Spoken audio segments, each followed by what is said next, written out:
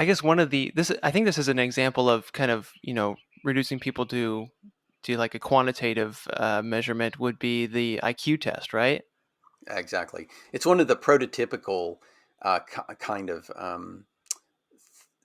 prototypical examples of how people got reduced, and it has many of its roots in the eugenics movement and in intolerance. The advancement of the IQ test. It's interesting. The IQ test it was invented by a man who basically had the right attitude. He said, "Look, what this is for is it's not a great measure of general intelligence, but it is good for identifying people who are way out on one end and giving them more help." He was really trying to Hmm. help French school children who needed more help get it, and that's what his goal was. And he spent his whole life, and his partner spent his whole life basically trying to dissuade people from using it as more of an instrument to measure intelligence in general. Because when you take a complex phenomena like intelligence and you summarize it down to one number, or even a few numbers, or even a few categories, you're inherently doing something that is dangerous. But the history of the IQ test is basically to use it as a very blunt instrument to describe people and sometimes do some very awful things to them, both socially and even physically. People were being identified by IQ test and sterilized, into the 1960s. So and of course, all of this thinking was very associated with the eugenics movement and the idea that people's life and breeding should be controlled in order to better humanity. So all of these things have really ugly roots. But the IQ test, other little things about it is they found out after they put in the first IQ test that women did a lot better than they expected. Women in general were doing well, girls were doing better than boys, so they changed Hmm. the test. So they just changed the test, and they added Unbelievable. more questions about things like sports. Sure. Uh, Jeez. so it's really quite shocking. And hey, look, I went to gifted school in Alabama because I did well in the IQ test, and that was a formative, life changing experience for me, and I'm sort of glad it happened. But the thing is, it's not that it's a useless instrument; it's just a blunt instrument, and blunt instruments can be useful for things, right?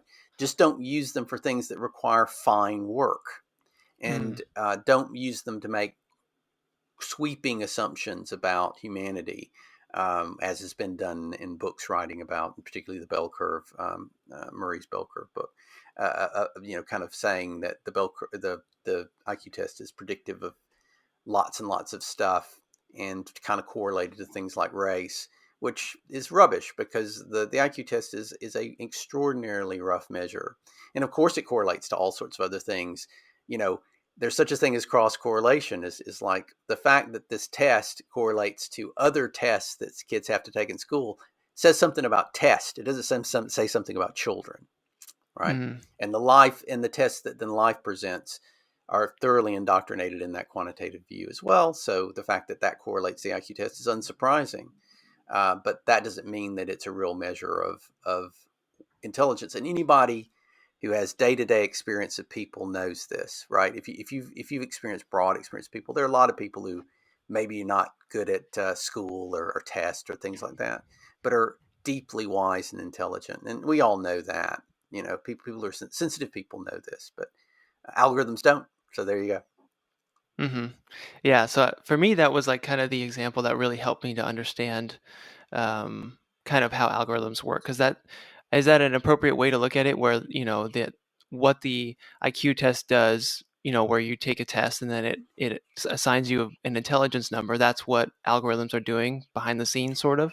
So that's quantification, and they're also doing categorization. One of the things that is an outgrowth of the IQ test is there was a American eugenicist who used it to he took the IQ. If you think about the bell curve in space, and you think about kind of dividing it into some quadrants, he basically put labels on each of them, and some of those labels included idiot, imbecile, moron, which is a word that Right. he invented.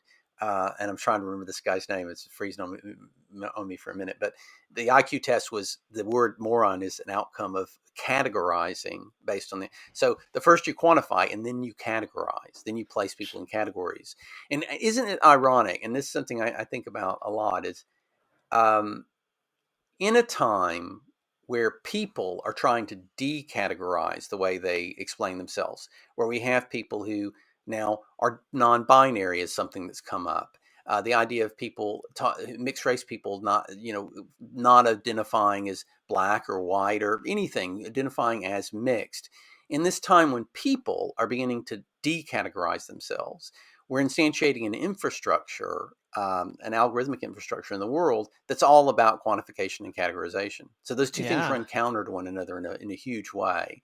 And I think that this is a sign of a real revolution in thinking about people. I think that people, sometimes to have a revolution, you need to identify both sides, who's on which side of the fence. And algorithmic quantitative thinking about people is on one side of the fence, and people basically trying to say, look, we're less we're less simplified than easy categories is the other side. And what we need now is for that clash to occur, and then for a consensus to occur of a new kind. Hey, thanks for watching this video. This is my dog, Murphy, and these are dog treats. Now I'll give Murphy one of these dog treats, and all you have to do is press the like button. Just press that little like button right down there at the bottom of this video, and this sweet, adorable, cute little puppy gets a treat. All thanks to you. Alright, you did it? Okay, I believe you. You said you did it. There you go, Murph. She got that treat because of you. Now, I'll eat one of these treats. And all you have to do is click that subscribe button right there, pointing to it. Just click that subscribe button, subscribe to Curiosityness with me, Travis DeRose. Get lots of good video, and I'll eat this treat. All right, you did that too?